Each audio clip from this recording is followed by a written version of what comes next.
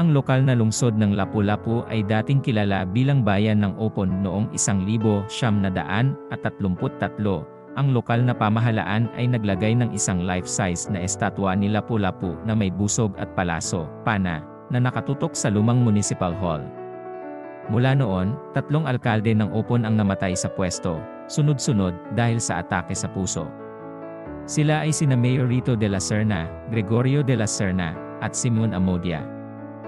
Sinisi ng mga mapamahiing mamamayan ang rebulto ni Lapu-Lapu sa mga pagkamatay.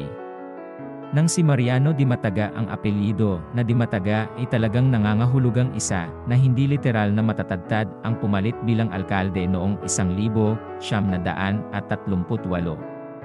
Ang busog at palaso, pana, ay pinalitan ng isang bolo.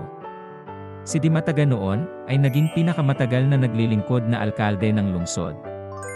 Siguro mas maigi na ibalik ang busog at palaso, pana, at magtayo pa ng mas maraming estatwa ni Lapu-Lapu sa harap ng ating mga tanggapan ng gobyerno. Baka naman magawa ng pamahiin ang hindi magawa natin mga Pilipino.